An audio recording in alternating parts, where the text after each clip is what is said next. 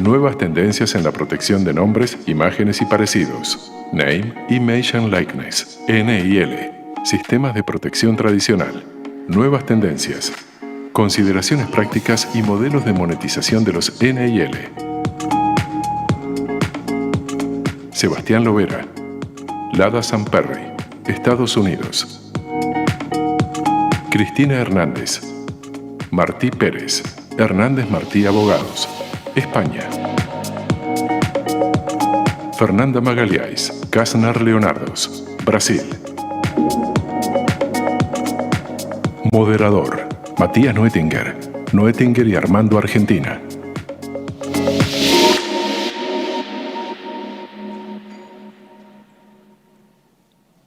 Ahí la tenemos a Fernanda, mira qué bien, justo. Bueno, buenas tardes. Voy a ser muy breve porque estamos con poco tiempo y no queremos demorar demasiado a las actividades que quedan. Simplemente estoy aquí en este lugar y pedí estar aquí a mis compañeros del Comité Ejecutivo porque este tema tiene un lugar especial en mi corazón, como a Sipi, porque en el 2002, cuando recién estaba empezando mi carrera aquí en esta asociación, me invitaron a moderar un panel sobre derechos de imagen en el fútbol y como a último momento se bajó uno de los panelistas, quedé como panelista y eso me impulsó a escribir un trabajo y a estudiar el tema y desde entonces que es un tema que me interesa y me apasiona. Llamativamente, digo, tenemos panelistas de España, de Estados Unidos y de Brasil. Y en aquel momento, cuando me tocó estudiar el tema, no solo me sorprendió muchísimo el esquema español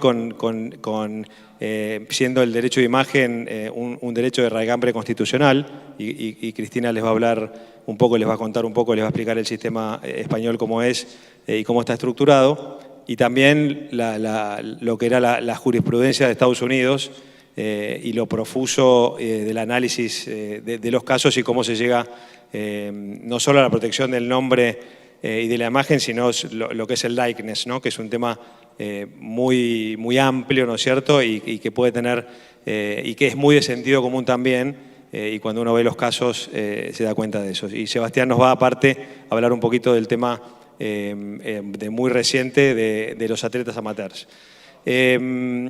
En primer lugar, y ya que la tenemos aquí en vivo desde Brasil, nos va a hablar Fernanda Magalhães. Se incorporó a Casnar Leonardos en el 2017 como directora de la práctica de Derecho de Marketing y Entretenimiento. Recibió su licenciatura de Derecho en la Pontificia Universidad Católica de Río de Janeiro y su maestría en Propiedad Intelectual, Tecnología y Comercio en el Franklin Pierce Law Center de New Hampshire. Tiene más de 21 años de experiencia brasileña e internacional en la práctica interna y privada. Asesora a clientes sobre prácticas comerciales, estratégicas, marketing, publicidad, cuestiones de marca, así como una amplia gama de asuntos relacionados con la ley de entretenimiento. Está facultada para ejercer como abogada en Brasil y en el Colegio de Abogados del Estado de Virginia y del Distrito de Columbia. Mientras vivió en el extranjero, ocupó cargos en Coty y en Mars, y a su regreso a Brasil, Fernanda se desempeñó como jefa de propiedad intelectual del Comité Organizador Olímpico y Paralímpico de Río 2016, donde fue responsable de brindar apoyo legal a importantes áreas del evento, como protección de marca, marketing y comunicaciones y ceremonias y relevo de antorchas. Es miembro del Comité de Ética de la CONAR, del Comité de Derecho y Publicidad de INTA, presidenta del Comité de Propiedad Intelectual de AmCham Río y coordinadora de Derechos de Propiedad Intelectual en los deportes de la ABPI. Fernanda, todo tuyo. Gracias, Matías. Buenas tardes a todos. Well, I'm not going to make the mistake of trying to speak Spanish here, so I apologize for switching to English, but it's much better than my Portuñol. I'm speaking to you here from Rio, from home. Unfortunately, I couldn't join you. Les hablo desde Río, desde mi casa. Lamentablemente no puedo estar en Punta Cana este año. Espero verlos el año que viene. Gracias por la invitación. Este es un tema el cual me apasiona mucho y estoy muy feliz de hablar con ustedes sobre este tópico. Tiene mucho que ver con mi práctica, con lo que yo hago ahora mismo acá. It's a pleasure to be able to. Entonces, es un placer poder compartir con ustedes un poquito de lo que yo tengo que decir sobre las nuevas tendencias que yo veo que están pasando, particularmente en el entretenimiento y en las prácticas de mercadeo en relación a la explotación de derechos de imágenes y derechos de similaridades.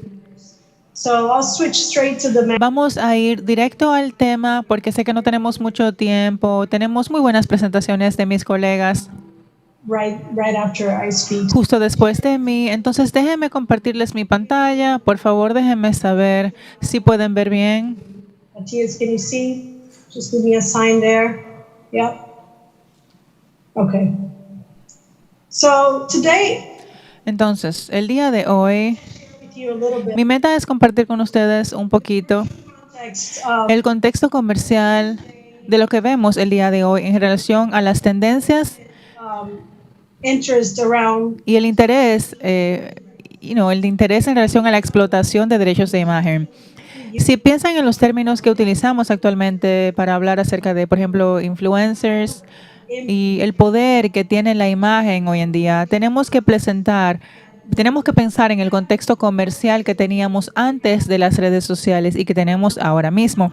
not before. No hace mucho tiempo, no antes del 2012, quizás incluso antes del 2015, cuando tenías una celebridad que venía a nuestras vidas y que exponía su imagen para que nosotros la consumiéramos, tenían que encontrarlos en plataformas muy específicas, en medios muy específicos, como por ejemplo un show, una película o una serie de televisión.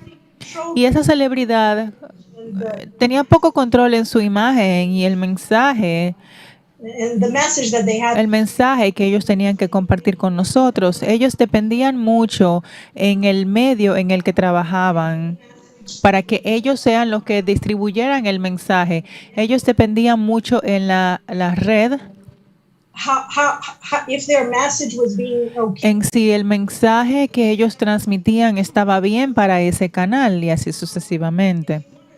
If the celebrity wanted Si la celebridad that quería básicamente utilizar ese canal para comercializar beyond their core business, más allá de su negocio base, ellos tenían que compartir esa responsabilidad con el estudio de la película o con el estudio del canal que estaba produciendo ese contenido. in the case of an advertising, Cuando hablamos, por ejemplo, de un anuncio con la marca en sí, cuando hablamos sobre la revolución de las redes sociales, las plataformas de redes sociales, básicamente ahora teníamos a estas celebridades. be a celebrity. Ahora mismo ya tú ni siquiera tienes que ser una celebridad. Ellos se volvieron media. Ellos ahora son dueños de su propio canal. Ellos ahora alcanzan una cantidad increíble de personas, todos nosotros básicamente. Y ahora se convierten en creadores de contenido. Ellos crean contenido, ellos crean mensajes, ellos comparten sus vidas diarias. They reach a different Y ahora ellos alcanzan un nivel diferente de control de lo que quieren decir, mucho más creativamente de cómo lo hacían antes de las redes sociales. Entonces, el valor que esa imagen, que ese acercamiento tenían al consumidor, tenía más impacto ahora que lo que solía tener. Pero ahora, por ejemplo, Matías habló del soccer. Cuando comparamos el negocio principal de ellos, por ejemplo, en el caso de Ronaldo, cuando tú comparas cuánto dinero él gana jugando soccer to his presence a su presencia en una red social, por ejemplo, su Instagram, cuánto dinero él gana en publicidad versus lo que él gana con sus contratos en fútbol, en soccer, ustedes entienden his presence el impacto que su presencia en sus redes sociales, las social media Instagram account he currently has 350 que ahora mismo él tiene 355 millones de seguidores en Instagram. Esto es más gente que la población de Brasil, por ejemplo. Claro que, por supuesto, es mucha más gente que la población de Portugal. Y pueden entender entonces el impacto que una simple publicación de él acerca de un perfume puede tener en sus seguidores. the information about Yo siento que la información sobre conversión, como ellos lo llaman en esta industria, de lo que una publicación de él tiene en una publicidad específica, a lot more la gente reacciona mucho más message a un mensaje live de su vida diaria advertising. que a un anuncio en específico. Entonces los consumidores lo quieren ver a él, quieren ver su desempeño en el soccer, claro que sí, pero definitivamente quieren ver más de la persona de Cristiano Ronaldo Soccer, que de él, por ejemplo, jugando soccer o definitivamente poniendo un anuncio de un perfume. a lot less of a connection Tiene mucha menos conexión. Cuando él dice, por ejemplo, me gusta este es el perfume que yo uso, este es el que me gusta, cómprenlo, versus este es el régimen de entrenamiento que yo tengo y deberían hacerlo también, este es el producto que yo uso en mi rutina diaria. Esto tiene un atractivo, así como lo solía tener cuando tú veías una estrella en una televisión videos, in a o un anuncio de galletas o de Doritos en una película en específico. situation like Pero el tener una situación así, en donde las today's called celebridades ahora mismo se llaman influenciadores, influencers, ahora ellos se convirtieron en la media, tiene problemas, tiene impactos legales. Y me gustaría explorar algunos de esos problemas con ustedes el día de hoy. Cuando las celebridades se vuelven media, ellos ahora tienen responsabilidades como media. Por ejemplo, a mí me parece interesante o me ha sorprendido saber we started to call hace que tan poco tiempo empezamos to coin this term a utilizar este término influencer. daily practice Eso es algo que yo uso mucho en mi práctica diaria hoy en día. 2016. Y fue hace mucho más que el 2016, pero descubrí que sí, ese término que fue empezado a utilizarse en el 2015, 2016, We started to cuando las autoridades empezaron a darse cuenta de que las celebridades estaban utilizando sus Instagrams y cuentas de redes sociales, Facebook y todo eso para patrocinar productos o para endosar productos, no solamente productos que ellos usaban o regalos de vez en cuando, sino para publicitar productos. Este artículo del New York Times es del 2016, provoking cuando ellos estaban hablando aquí de si Kim Kardashian, knows about me imagino que todos la conocen, estaba endosando un producto o que si simplemente le gustaba y ella estaba diciendo que le gustaba. Kim Kardashian ahora se conoce bastante por sus publicaciones en redes sociales, sus anuncios, y debido a Kim Kardashian, muchas otras celebridades de redes sociales, la FTC, la Comisión de Comercialización en Estados Unidos en el 2016 comenzó un proceso de educar al mercado a crear estipulaciones o guías with influence. para la publicidad con influencers. En el 2016-2017, la FTC emitió una guía de reglas para guiar este tipo de anuncios. Entonces, los anuncios europeos en el 2018 At the end of lo usaron, y más recientemente al final del 2020, a principios del 2021, las publicaciones, el Consejo de Regulaciones de Anuncios en Brasil, de quien yo soy parte del Consejo de Ética, soy un miembro de ellos, a guy también emitieron una guía debido al impacto que las redes sociales o los endosos de redes sociales tienen en Brasil. Esto es simplemente una foto de la data más reciente de los casos en Brasil. and you can see Y aquí pueden ver qué tan significativo es el Internet en Brasil. Y de un 73% de Internet, de casos de Internet en general, más o menos 70% están relacionados a las redes sociales. broken down. Les puedo decir que no tenemos los números detallados por categoría de cuántos de estos están asociados con influencers, pero les puedo decir que definitivamente un significativo número de estos están relacionados con influencers. Entonces, este es un problema de CONAR con los influencers, en donde básicamente You know, parameters se crean parámetros para los anuncios con influencers en relación a qué se debe considerar an influencer un anuncio por un influencer. should have Y ese anuncio básicamente tiene que tener 3 características, como por ejemplo la promoción de un producto o servicio, o incluso simplemente un símbolo o un signo, pero normalmente un producto o servicio. Algo muy difícil. commercial relation between the brand, the product, and the influencer. It doesn't have to be No tiene que ser una relación financiera entre la compañía y el influencer y el producto. Puede ser compensación no comercial. Tiene que haber algún tipo de alguna interferencia editorial o control editorial en el texto o en el mensaje creado por el influencer. once these 3 steps Una vez que estos 3 pasos se encuentran, básicamente estos son advertisers las 4 cosas que tanto el influencer y la compañía debe de observar.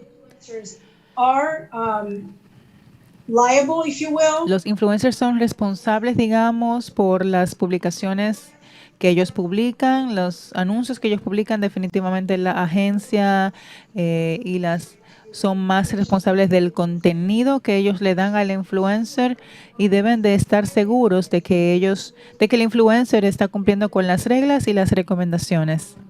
one of the most important Una de las reglas más importantes de CONAR es que el anuncio clear to the tiene que ser claro al público, tiene que ser claro al consumidor de que es un anuncio, básicamente. hidden No puede tener publicidad escondida. problematic here. You can Algo que es muy problemático aquí pueden ver por los números de CONAR. Eso es definitivamente algo que vemos diariamente aquí. but in addition to Pero self-regulatory aparte de los asuntos autorregulatorios o los asuntos de anuncios, hay otros problemas que emergen cuando analizamos la publicidad o los asuntos legales, problemas legales en relación a la explotación de los derechos.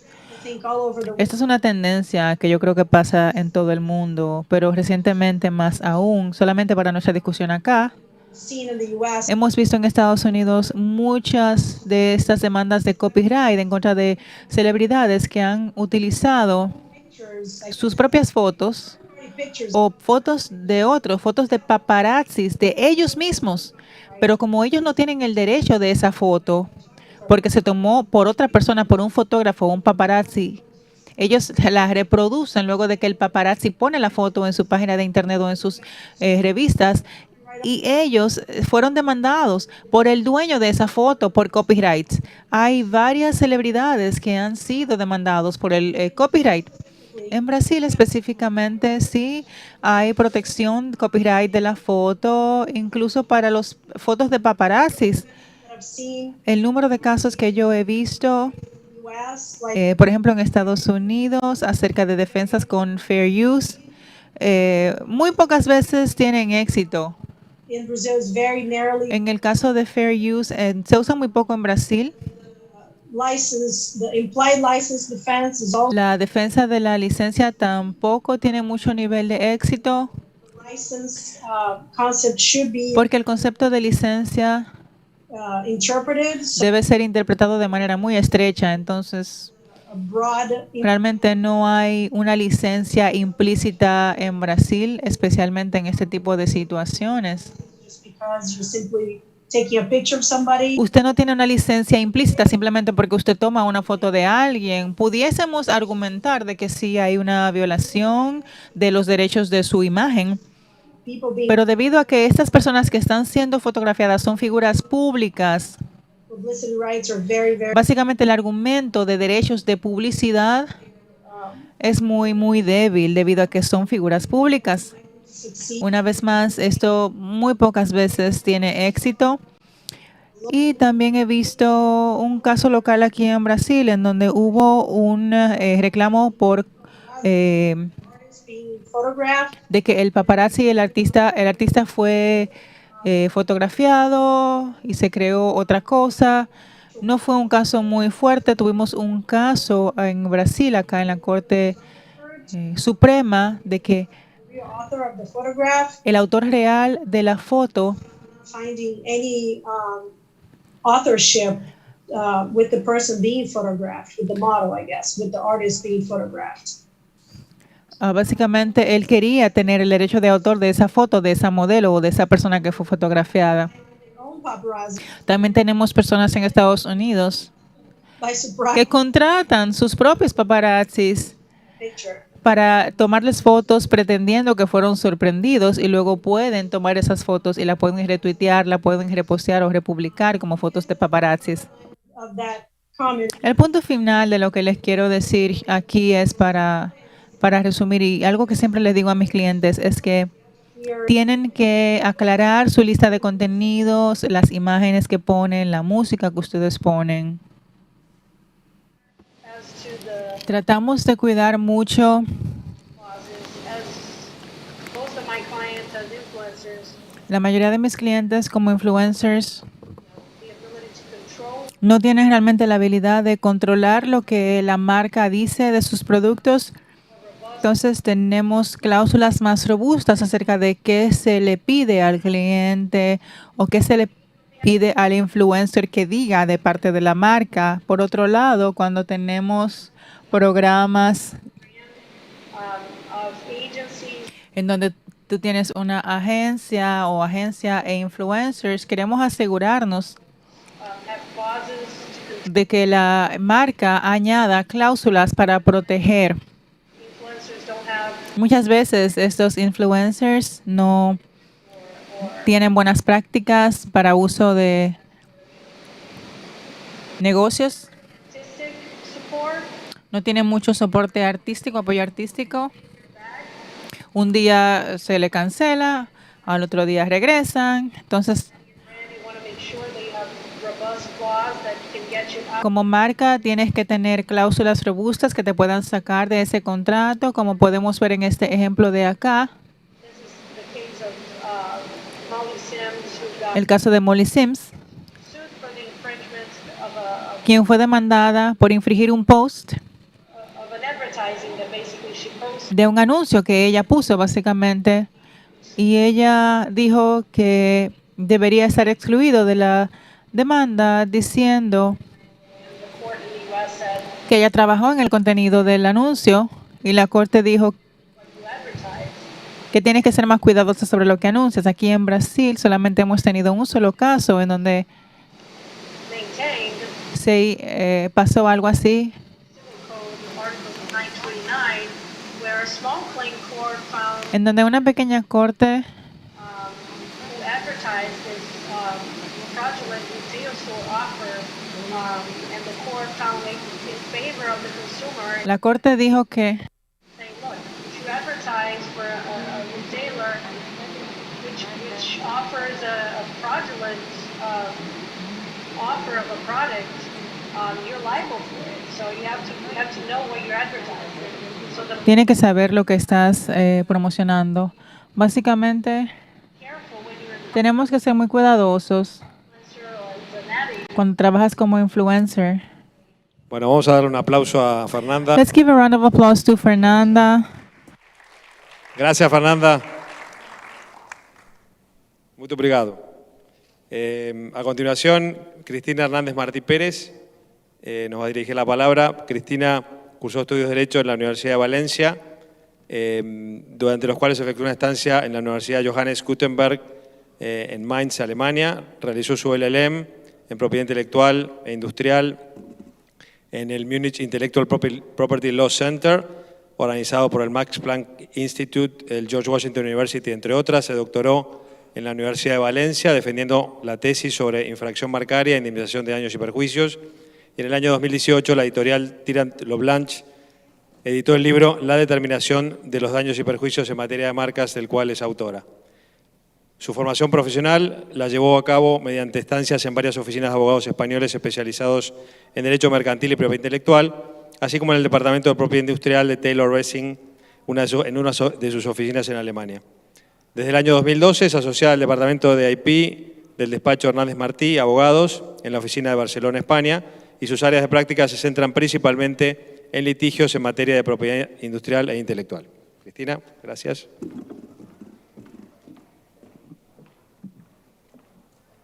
Gracias a Sipi por la invitación y Matías por tu amable presentación.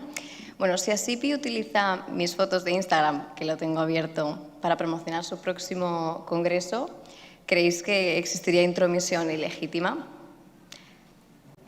Bueno, evidentemente sí existiría intromisión ilegítima por ausencia de consentimiento. El tema que voy a tratar hoy son algunas cuestiones que plantea la monetización de la imagen en el derecho español. Monetizar el derecho a la propia imagen supone considerar este derecho como un activo que puede convertirse en dinero. Sin embargo, este derecho es, antes que un activo patrimonial, un derecho moral reconocido en el artículo 18.1 de la Constitución española, de especial protección, susceptible de amparo constitucional, sin perjuicio de su tutela por los tribunales ordinarios. Pero, al mismo tiempo, es un derecho patrimonial sin cobertura en el artículo 18.1 de la Constitución, del que puede disponer el titular de la imagen como un activo. El derecho a la propia imagen es independiente respecto al derecho a la intimidad y al honor, es decir, que la utilización de una imagen para fines publicitarios sin consentimiento de su titular será una intromisión ilegítima, con independencia de si la imagen se hubiera obtenido en la intimidad o desmerezca a la persona, ¿no? Si además concurrieran algunos de estos supuestos, pues habría intromisión a la intimidad o al honor. El derecho a la propia imagen se configura en dos aspectos, uno positivo y otro negativo. El aspecto positivo implica que el interesado tiene la facultad de delimitar, ¿no?, como lo que puede ser captado, reproducido o publicado. Y en el aspecto negativo implica que el interesado tiene la facultad de impedir la captación, la reproducción o la publicación de la imagen no consentida, si bien hay que tener en cuenta que existen supuestos de intromisión legítima sin necesidad de consentimiento, como puede ser el interés público o la libertad de expresión. La imagen, objeto de protección, es la puramente física y no la imagen entendida como una percepción social de una persona, ¿no? La ley considera que la voz y el nombre son asimilables al derecho sobre la propia imagen y la imagen debe entenderse como la representación gráfica de la figura humana mediante un procedimiento mecánico y cualquier técnica de reproducción. La recognoscibilidad es una característica exigible para la protección del derecho a la imagen. Es necesario que se trate de una imagen física, ¿no?, que sea recognoscible. El Tribunal Supremo exige que permita su reconocimiento, aunque no se requiera que sea identificable con total claridad los rasgos. No existe derecho a la imagen en su dimensión de derecho fundamental, ¿no?, protegido constitucionalmente, ni cabe considerar aplicable la Ley Orgánica de 1/82 en los casos en que no se reproduzca una representación de los rasgos físicos de la persona. De este modo, no existe derecho a imagen cuando no es la imagen del interesado, ¿no?, sino una creación intelectual. Por ejemplo, en este caso de 2001, era sobre Emilio Aragón, invocó protección de derecho a la propia imagen por el hecho de que el supuesto infractor había utilizado ciertos elementos de vestir, presentaciones semejantes, ¿no? Emilio Aragón llevaba una vestimenta particular en esta figura que él había creado y cantaba una canción muy famosa en España que era Te huelen los pies, pero no voy a cantarla ahora. Pero el tribunal consideró que, desestimó la pretensión porque era una creación, era un personaje, no era el derecho a la imagen. Entonces, la facultad de limitar lo que puede ser captado, reproducido o publicado se ejercita mediante el propio consentimiento. Y esa es una de las cuestiones más problemáticas de la monetización de la imagen, ¿no? ¿Quién puede dar ese consentimiento? ¿Cómo se manifiesta? ¿Qué abarca o comprende? ¿Bajo qué condiciones o circunstancias puede revocarse el consentimiento?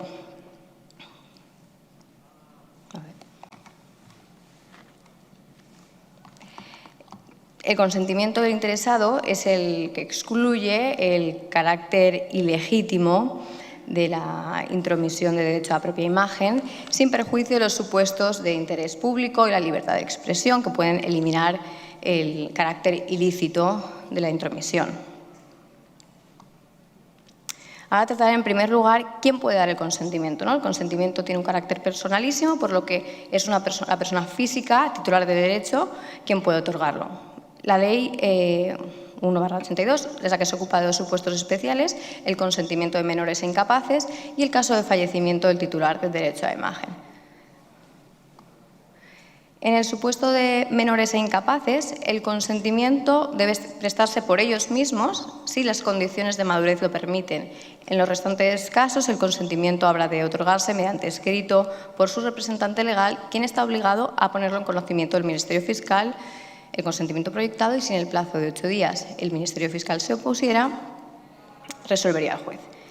La cuestión de cuándo es un menor o incapaz y reúne esas condiciones de madurez para otorgar su consentimiento es una cuestión poco precisa, pero observamos que cuando el menor o incapaz no reúne esas condiciones, la representación de los padres o representantes legales por sí sola no se extiende a otorgar el consentimiento, ya que es necesaria esa comunicación al Ministerio Fiscal. La madurez del menor es un término que también utiliza el Código Civil Español al establecer que en los actos relativos a los derechos de la personalidad, los padres no pueden representar a sus hijos menores en quienes concurra la madurez suficiente. La interpretación prevalente en esta materia, ¿no?, es que ese control del Ministerio Fiscal únicamente solo es necesario cuando vas a llevar a los niños al casting o vas a hacer varias captaciones de imágenes, que entonces se hace con carácter general y no para cada una de esas ocasiones, ¿no? En el caso de las personas fallecidas, la cuestión relativa al derecho a la imagen reviste singular importancia, ¿no?, porque sobre todo cuando son personas que han gozado de fama. No solo afecta a las imágenes tomadas en vida, sino las que se pueden crear posteriormente con inteligencia artificial. La imagen de las personas fallecidas plantea tres cuestiones: si existe un derecho a la propia imagen, quién está legitimado para defender la memoria del fallecido y qué sucede con los derechos patrimoniales que puedan perdurar después de su fallecimiento, es decir, la fama de la persona en vida, ¿no? Respecto a si existe derecho a la propia imagen, la respuesta es que después del fallecimiento no existe un derecho a la propia imagen, por lo que no es posible el consentimiento, ya que se trata de un derecho inherente a la persona, la cual ya no existe. Después del fallecimiento lo que queda es la memoria. La defensa del honor y la memoria de la persona fallecida, que puede verse afectada de forma negativa como consecuencia de hechos posteriores a su fallecimiento, pues para estos casos lo que la ley ha previsto es la legitimación de ciertas personas para ejecutar las acciones de protección civil, de derecho a honor, intimidad y la imagen de la persona fallecida. La ley dispone que para ejercitar esas acciones están legitimadas las personas que el fallecido hubiera designado a tal efecto en el testamento. Pero si esa designación no se hubiera hecho, la legitimación la ostenta el cónyuge, los descendientes, ascendientes y hermanos de la persona afectada, ¿no?, fallecida, que hubieran vivido en ese tiempo, o por defecto el Ministerio Fiscal, quien puede ejercitar las acciones si no han transcurrido 80 años desde el fallecimiento.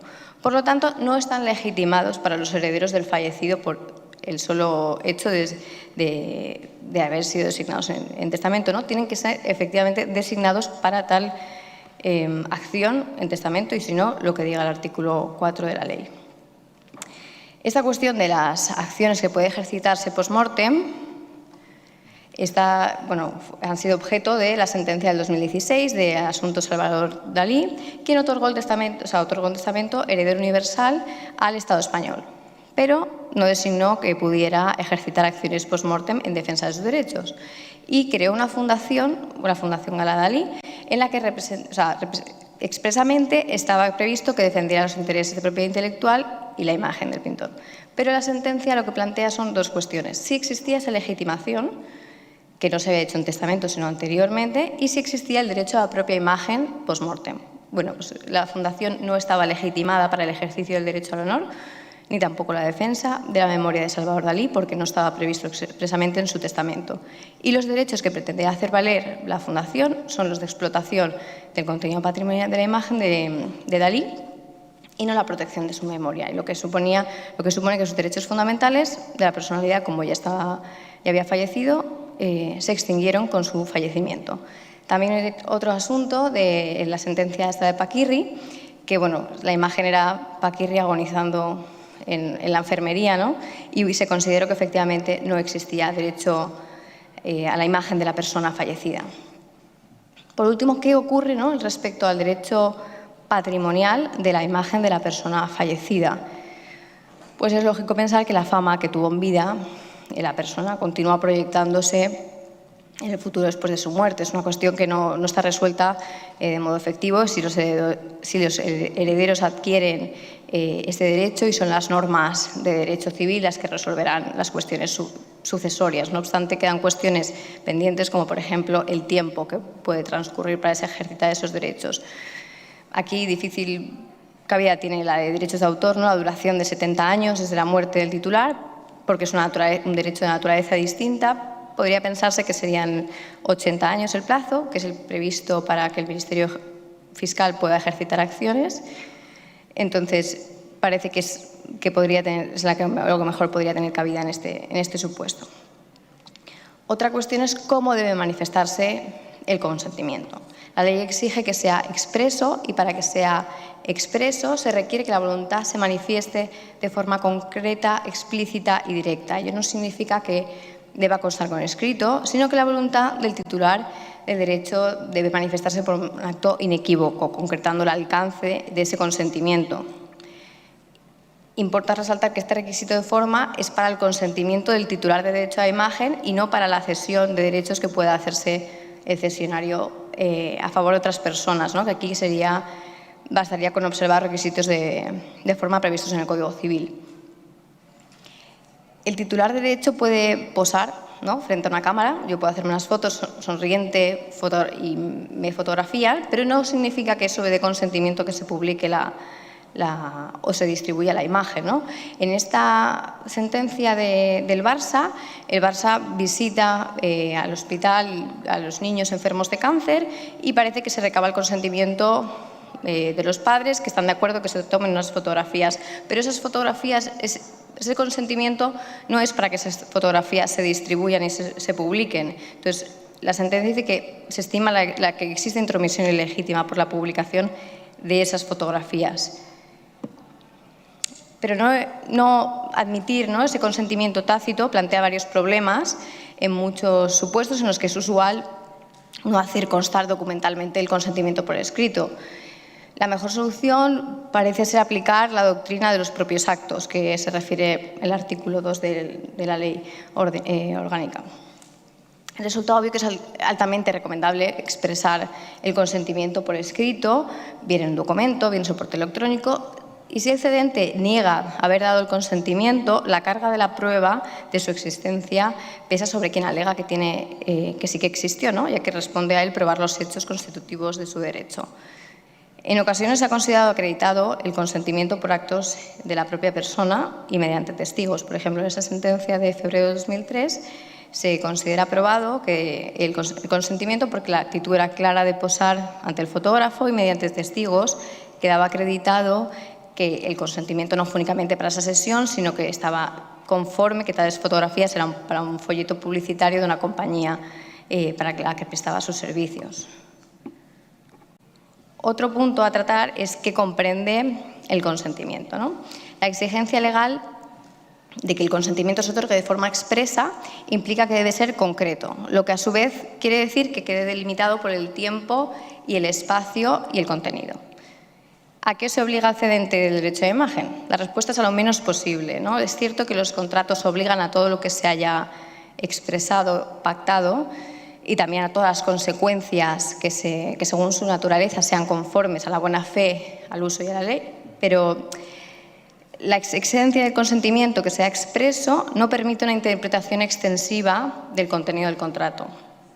En esta sentencia del 96 lo que pasa es que es una modelo, conoce a un fotógrafo, contrata sus servicios, le paga por hacer el book, se lleva las fotografías y el fotógrafo se puso en contacto con una editorial y le vende los derechos de reproducción de una fotografía para la portada de un libro. En este supuesto existe intromisión a la propia imagen, ya que si bien existe consentimiento para tomar las fotografías, no le otorgó consentimiento de modo expreso para que su fotografía fuese publicada como portada de un libro.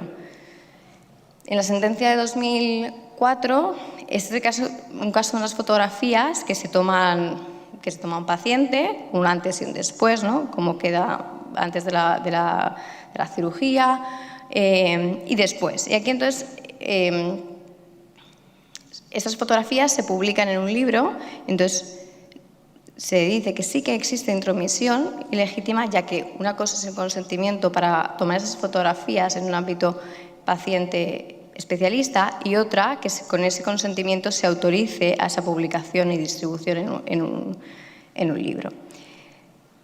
La doctrina de los propios actos juega aquí un papel limitado. No siempre se ayuda a invocar la doctrina de los propios actos, porque el problema residirá en determinar el significado de los actos, por los que, con la eficacia para vincular a su autor, ¿no?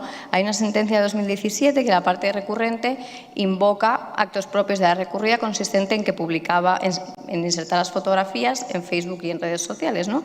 Y consideraban que podían utilizarlas porque esta persona las publicaba en abierto. Bueno, pues no, existe intromisión ilegítima. No es una cosa que tú puedas publicarlas para que las demás personas las vean y otra cosa que otra persona pueda utilizarlas, publicarlas y distribuirlas.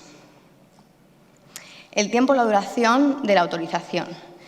El titular del derecho de imagen puede limitar temporalmente la utilización de su imagen, lo que implica que el derecho del cesionario o su utilización decae transcurrido el tiempo pactado, pero es posible que no se haya previsto nada en el contrato, en cuyo caso surge la cuestión de determinar el plazo de duración de la cesión.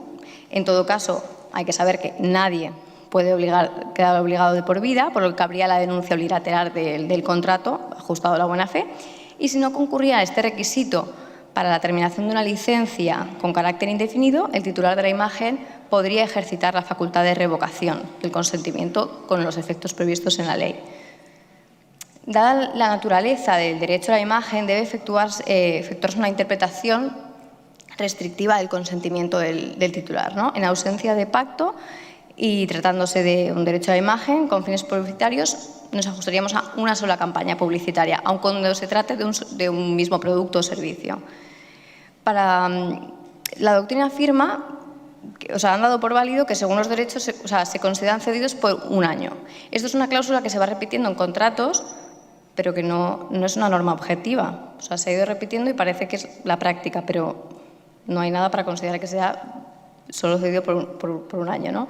Y en el caso de las imágenes tomadas y reproducidas en el marco de una relación laboral o prestación de servicios, se plantea la importante cuestión de, ¿no?, cuándo se termina ese consentimiento, una vez extinguida la relación laboral.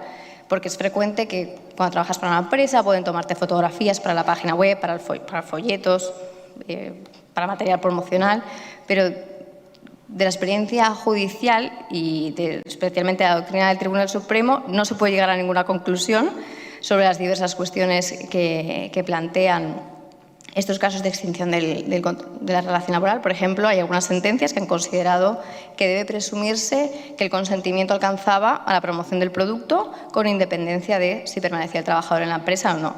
Luego, que otras consideraban que la terminación del contrato por sí sola no era una revocación del consentimiento. La del 2002, por ejemplo, esta era una sentencia que consideró que el cese de la prestación de servicios tenía como efecto la revocación. Y luego otras entienden, por ejemplo esta de 2006, que si después de extender la relación laboral el trabajador exige pago de una cantidad, ello ya excluye la intromisión ilegítima. Únicamente cabe plantearse la cuestión de la interpretación del contrato y determinar si existe incumplimiento por falta de pago. No obstante, el derecho español se puede afirmar que el plazo de una licencia o cesión de derecho de imagen está condicionada a que el titular de la imagen no revoque su consentimiento, dada la generosidad de la ley que concede la facultad al titular de la imagen. La revocación del consentimiento. El consentimiento es revocable en cualquier momento, pero habrán de indemnizarse en su caso los daños y perjuicios. La revocación es una declaración de voluntad que el titular del derecho de imagen y no requiere una causa y deja sin efecto la autorización inicialmente concedida para la utilización de la imagen y queda sin efecto desde el momento en que el titular comunica esto a la persona inicialmente autorizada. La revocación no requiere una forma específica, pero debe ser expresa.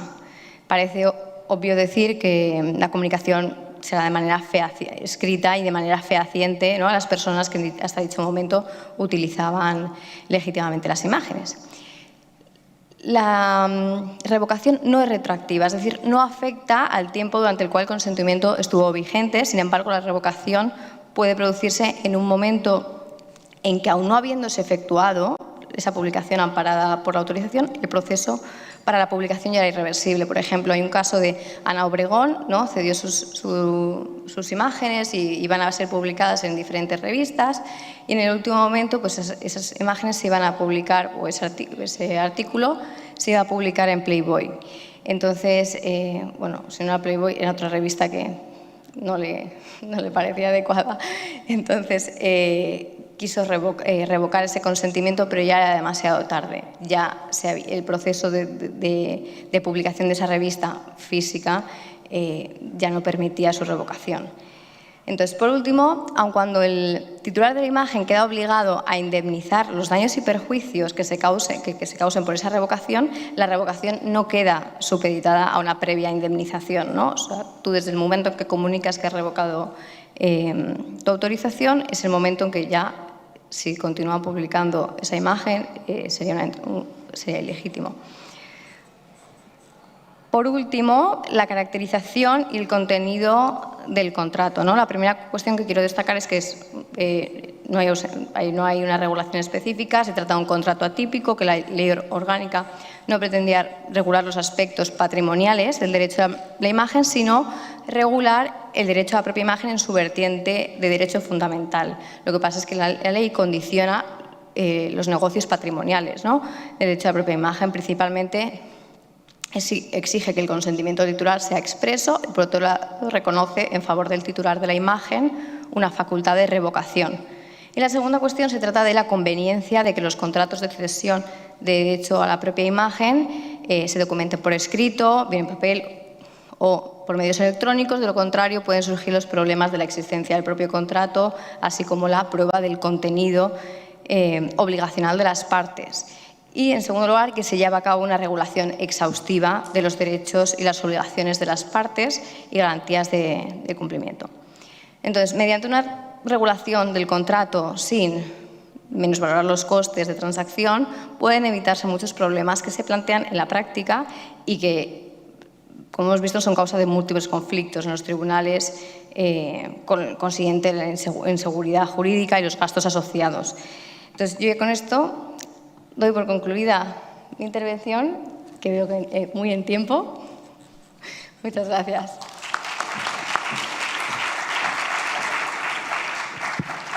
Muchas gracias, Cristina. Bueno, a continuación invitamos al estrado a hablar a Sebastián Lovera. Sebastián es socio de la firma internacional Ladas y Parry LLP, con sede en Nueva York, a la cual se incorporó en el año 2008. Luego de haber trabajado en el área de propiedad intelectual por varios años en el estudio jurídico Zacarías y Fernández de Asunción, Paraguay. Obtuvo el título de abogado en la Facultad de Derecho de la Universidad Nacional de Asunción, Paraguay, en el año 2005 y también obtuvo el título de notario público en el 2006. Posteriormente, obtuvo el título de máster en Derecho, LLM, en la Universidad de Michigan Law School en Ann Arbor, Michigan, en el año 2008 y fue admitido a ejercer la práctica del derecho en el estado de Nueva York en el año 2009. Sebastián se desempeña en el área de marcas, derechos de autor, nombres de dominio, asesorando a clientes nacionales e internacionales de las más variadas industrias en la creación y adopción de estrategias de registro, protección y explotación de activos de propiedad intelectual, tanto en Estados Unidos como en el resto del mundo, así como la redacción y negociación de contratos con alcance global relacionados con derechos de propiedad intelectual. Sebastián. Gracias, Matías. Bueno, primero que nada, quiero comenzar con una advertencia a todos.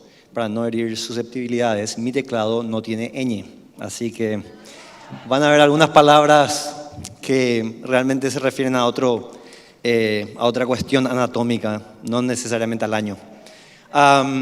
Bueno, quisiera comenzar con darle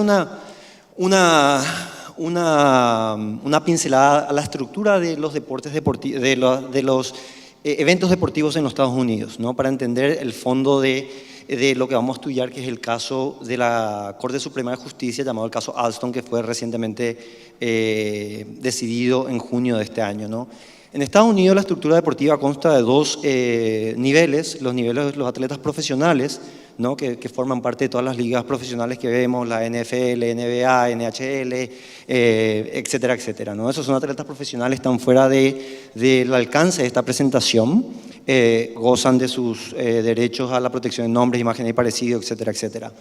Y donde sí nos vamos a enfocar hoy son los derechos que afectan a los atletas universitarios, es decir, los eventos universitarios, que es la segunda parte de la estructura, inclusive, diría hasta inclusive más popular, donde se cubren todos los atletas amateurs, ¿no? Los atletas estudiantes o estudiantes atletas, como me voy a referir en esta presentación. Y ellos son jóvenes que salen de high school, ¿no? Del colegio, pasan a las universidades, como en las películas, que las universidades se pelean para hacer el recruitment, etcétera, etcétera, ¿no?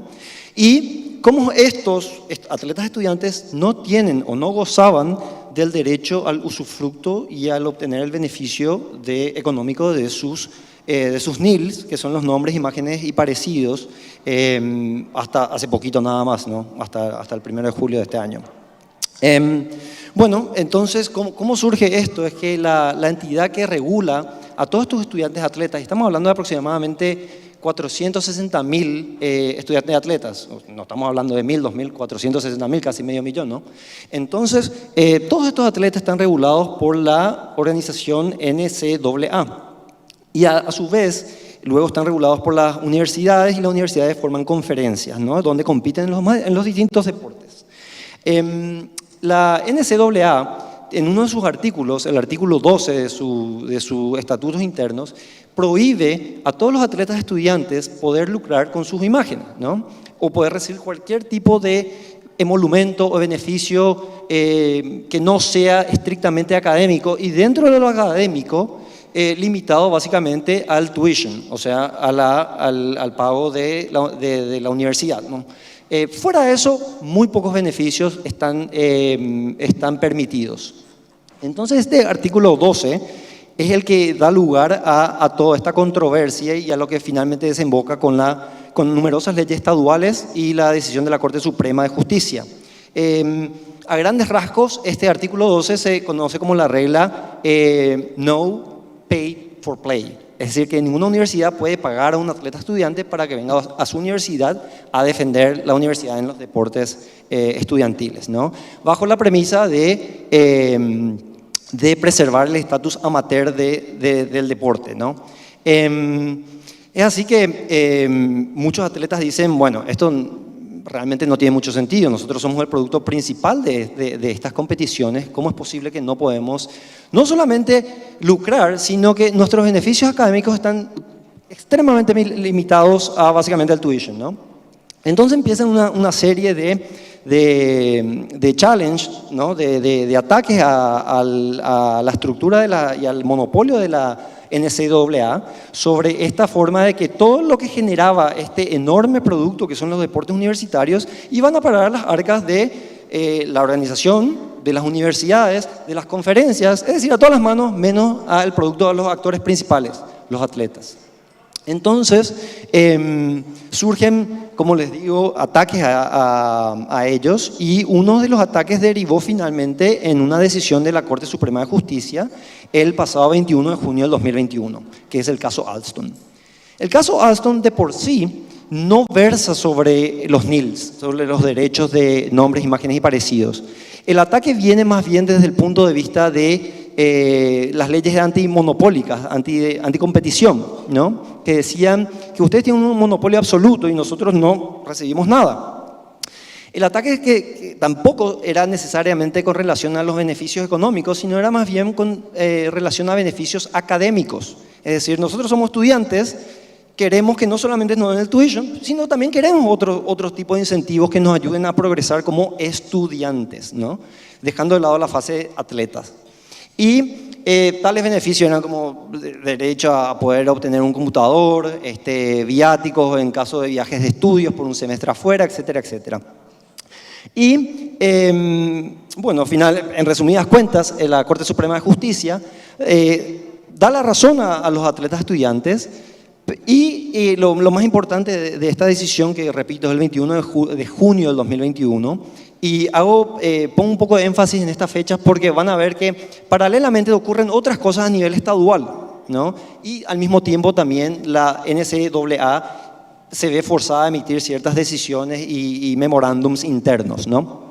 Entonces, el caso Alston, 21 de junio del 2021, básicamente le da la razón a los atletas y cambia el panorama, ¿no? Hasta ese entonces la NCAA se mantenía firme en su posición de que los estudiantes atletas no tenían derecho a ningún tipo de beneficios que no fueran estrictamente académicos limitados a eso, al tuition, ¿no? Y dicen, no, claro que sí, ellos son atletas, tienen derecho a obtener más que lo que actualmente reciben. Y la parte importante no viene por la decisión principal, o sea, la sentencia principal que fue escrita por el juez Gorsuch, sino que viene por una opinión concurrente de otros de los ministros de la Corte, Brett Kavanaugh, que básicamente en su opinión concurrente, él sugiere, invita, o por lo menos se interpreta de esa manera, a que los atletas estudiantes no se conformen con las restricciones que hoy en día están derribando con esta sentencia, sino que los invita a ir más allá. Y dicen, en base a un análisis de las leyes federales antimonopólicas y anticompetitivas, la estructura de hoy en día de la NCAA no va a sobrevivir. Entonces esto básicamente es un mensaje que fue recibido por los abogados de la parte de los demandantes, ¿no? Y en las postrimerías del caso ellos salen a decir que sí, vamos a ir por todo, ¿no? Y me estoy yendo un poco más rápido que la presentación, pero no importa.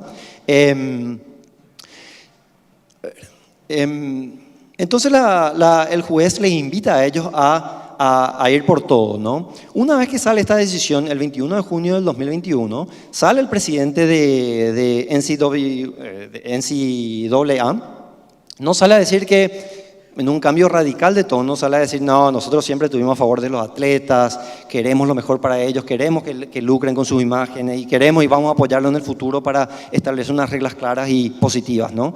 9 días antes era una tesitura contraria, ¿no? En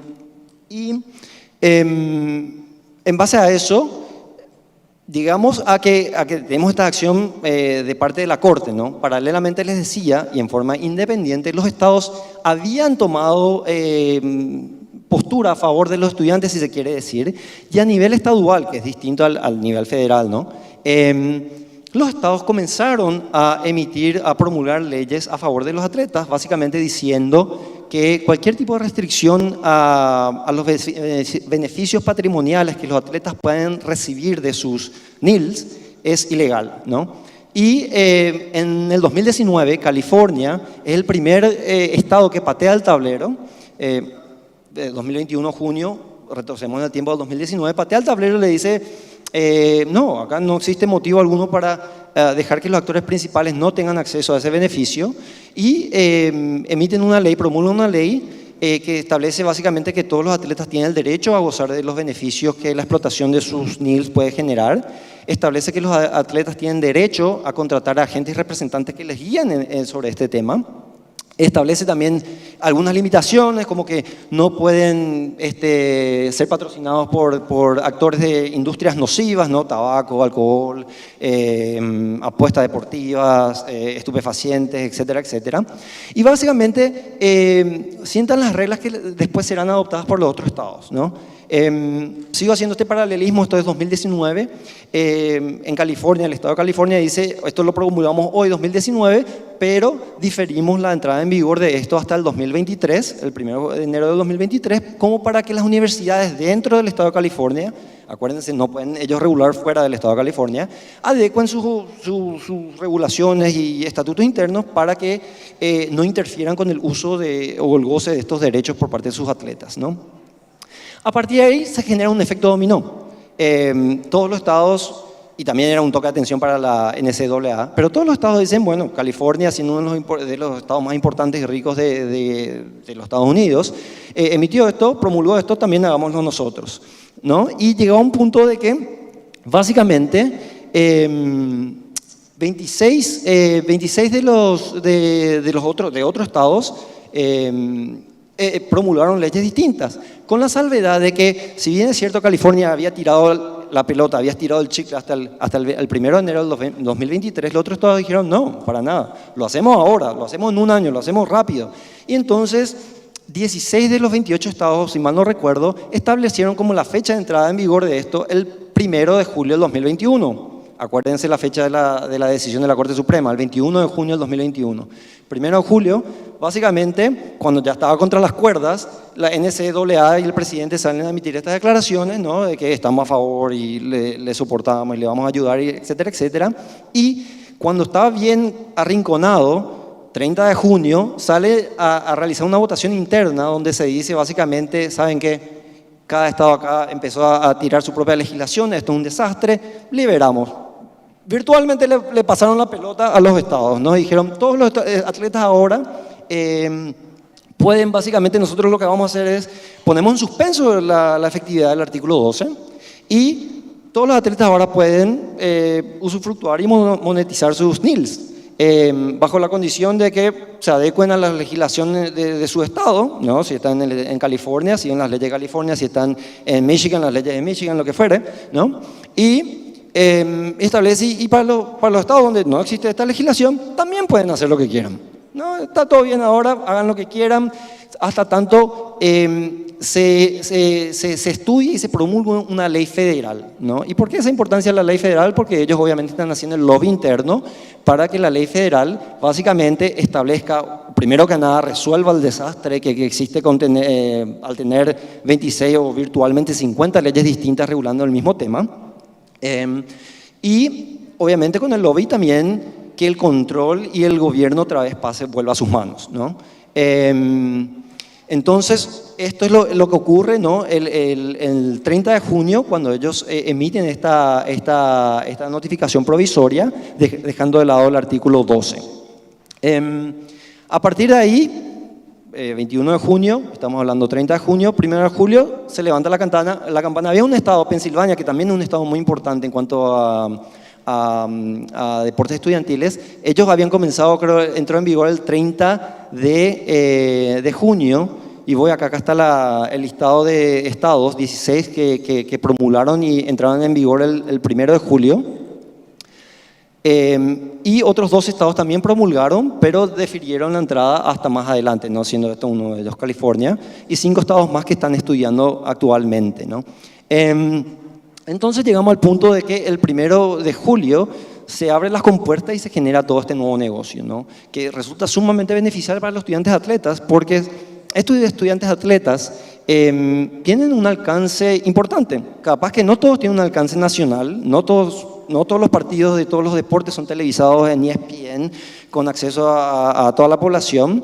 Y además, como ocurre también con los futbolistas de Latinoamérica, ¿no? De Brasil que vienen de las favelas, ¿no? En Argentina que vienen de los barrios marginales o pobres, también los atletas estudiantiles no necesariamente tienen muchos recursos. Esta liberación al derecho que ellos tienen de utilizar y monetizar sus NILs les abrió la puerta a muchísimos atletas que, si bien es cierto, no son muy atractivos para un patrocinio, por ejemplo, de Coca-Cola, sí son atractivos para un patrocinio de la peluquería local, ¿no? Del concesionario de vehículos local, que claro, tampoco le va a generar $1 millón, pero le va a generar $10,000, $15,000, $20,000. Hasta yo, si fuera yo, hasta un corte de pelo que no me queda mucho, aceptaría con gusto, ¿no? De una peluquería local. Pero en fin, estas son las importancias, ¿no? que causó esta decisión de Alston y que hizo que la NCAA básicamente abriera las compuertas para que todos puedan beneficiarse de esto. Vimos que había muchas leyes estaduales. ¿Cuáles son las similitudes? Bueno, obviamente la primera similitud es que todas permiten a los atletas hacer uso y usufructuar y monetizar sus derechos de imagen, ¿no? Como les decía, también contratar agentes y representantes para que les guíen. En general prohíben patrocinio de las empresas nocivas. Y también mantienen, obviamente, el principio fundamental que era no pay for play. Esto no alteró la premisa fundamental del amateurismo, de que nadie puede ser pagado para representar a tal o cual universidad. Y también muchos de ellos mantienen de que no solamente las universidades no pueden pagar a los atletas, sino que terceros tampoco pueden pagar a un atleta para que vaya a tal o cual universidad, ¿no? Yo, por ejemplo, soy fanático de mi universidad, tengo mucho dinero y digo, me encanta este jugador, ¿sabes qué? Yo por mi cuenta me voy a ir y le voy a ofrecer un auto para que firme con mi universidad. Eso tampoco está permitido y sigue siendo un pay for play. Ahora, existen diferencias también entre las diversas leyes y es ahí donde se busca que las leyes federales pongan un punto final a todo este complejo sistema de estado por estado, ¿no? Y las diferencias fundamentales están ligadas a la obligación de reportar a las universidades, es decir, de los estudiantes, atletas, de reportar a las universidades cualquier tipo de acuerdo que tengan sobre los NILs, la obligación de que sus agentes o representantes estén registrados con el Estado o con la universidad, y también algún otro tipo de restricciones. Por ejemplo, si el atleta no puede entrar en un contrato de patrocinio con Adidas, si sucede que la universidad tiene un patrocinio con Nike, ¿no? Ahí con empresas competitivas. Entonces, como lo decía, este es el principio fundamental de buscar, que tiene el NCAA, de buscar una ley federal que regule esto, es poner fin a todas estas distintas regulaciones que existen hoy en día, ¿no? Recientemente, hace unas cuantas semanas, el 15 de noviembre, hubo una convención organizada por la NCAA donde se trató la posible modificación también de su constitución interna a fin de adecuarla al principio que hoy está vigente de que los atletas pueden básicamente obtener beneficios económicos de sus NILs. Iniciativas federales. Actualmente existen una variedad de leyes federales que están, o proyectos de leyes federales que están en el Congreso. Principalmente son 3 o 4 las que tienen más relevancia, pero todas estas predatan a la decisión de Alston. Por lo tanto, movió un poco el tablero y se cree que al final del día va a estudiarse otro proyecto de ley que se presentará, que será renovado o modificado de los que actualmente están sobre la plenaria, ¿no? Y que van a tratar de tomar puntos de cada uno de los proyectos de ley que fueron presentados por un lado senadores republicanos, por otro lado senadores demócratas, y hay un proyecto de ley que fue bipartidario presentado por ambas partes, ¿no? Pero como les había mencionado, casi todas ellas predatan la decisión del caso Alston de junio del 2021. Tenemos, a ver, poco tiempo. Los efectos del NIL en los deportes universitarios.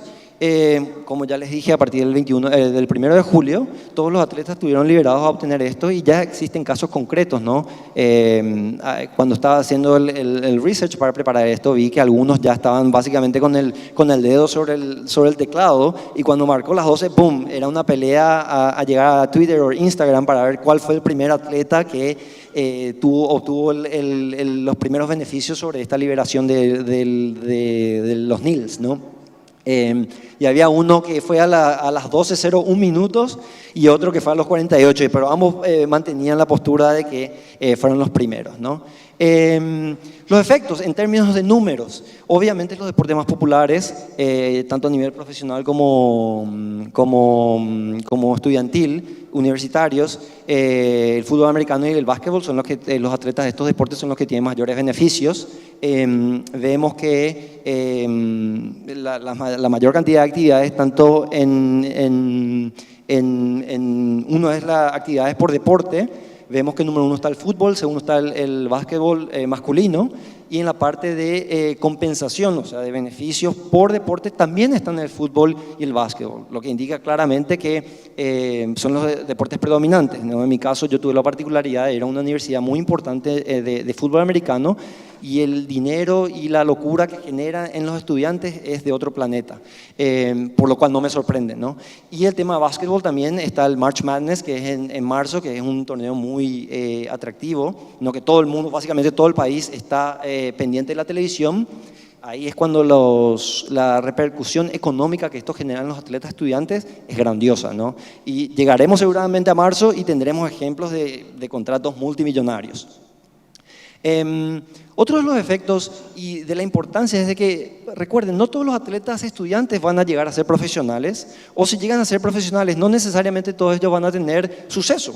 Se pueden lesionar, se pueden, la contextura física no es la misma para jugar un deporte universitario que para jugar un deporte profesional, está la mala influencia, etcétera, etcétera. Entonces, una de las importancias fundamentales es de que estos cambios dan la oportunidad a estos atletas de poder gozar de la fama y de la influencia que tienen, más hoy en día a través de las redes sociales, cuando están en el cúspide de su carrera, ¿no? Porque la estrella de mi equipo de fútbol americano, cuando estaba en la universidad, como le digo, era una estrella, todo el mundo quería tocarle, todo el mundo quería estar al lado de él. Sí, fue al draft, fue elegido, yo qué sé, quinta ronda ahí por los últimos, tuvo un contrato bajo, estamos hablando de contratos donde se le paga a los rookies, se le paga mucho por objetivos, ¿no? Si jugás tantos partidos, etcétera, etcétera. Y siendo un rookie, jamás jugó muchos partidos, a los 2 o 3 años se retiró. Hoy en día es asistente de uno de los entrenadores en la universidad de vuelta, se le abrieron las puertas hace 2 años, pero por un periodo de 10 años pasó al olvido, ¿no? Y él nunca tuvo la oportunidad de realmente obtener el beneficio que esa fama le generó y esa influencia que él tuvo en los demás atletas. En mi caso, no solamente la ciudad o el estado, sino a nivel país, por la repercusión y magnitud que tenía la universidad a nivel de los Juegos Universitarios en fútbol americano, ¿no? ¿Dónde se ve hoy en día la mayor actividad sobre esto? Y vemos de vuelta estas estadísticas. Obviamente, social media está ahí, las redes sociales, el posting content, ¿no? Que de hecho estas fueron las primeras actividades que fueron pagas, ¿no? Donde los atletas estudiantes salen a patrocinar a compañías locales, ¿no? Teníamos, por ejemplo, acá tenemos la imagen, este es uno de los que reclama ser uno de los primeros contratos, está con una empresa local, es donde ve que está ahí con la remera del propietario del local, y donde ese contrato de patrocinio le generó nada más y nada menos que $10.000. Cierto, no estamos hablando de los 1 o 2 millones de dólares o lo que fuera que un atleta profesional puede llegar a tener, pero esto es un atleta estudiantil, donde su vida de estudiante dura 4 años, donde $10.000 definitivamente cambia mucho, ¿no? Cambia porque recuerden que muchos de estos estudiantes vienen de orígenes humildes, ¿no? Entonces la importancia que esto trae aparejado para todos ellos es importante. Tenemos también otros de los efectos causados por los NILS, es que equiparó también un poco la pelea entre los géneros, ¿no? Masculino, femenino, siempre se habla de que los atletas deportivos masculinos siempre tienen más atractivo, ¿no? Para las empresas y que siempre generan más ruido, más dinero. Pero acá con estas redes sociales vemos que también mujeres están encabezando los rankings de las atletas estudiantes con más ingresos. Y finalmente no solamente están ligados a patrocinios. Este jugador de fútbol americano dijo, si yo no tengo patrocinio voy a crear mi propia línea de ropa y yo voy a monetizar mi propia influencia sobre los estudiantes de mi universidad, y lanzó su propia ropa de marca en Instagram. Con eso culminamos, así que muchas gracias por la atención. Muchas gracias, Sebastián. Y bueno, yo creo que en honor a la brevedad no abrimos el panel a preguntas y pasamos directamente al próximo panel para no demorar las actividades académicas y sociales. Muchas gracias.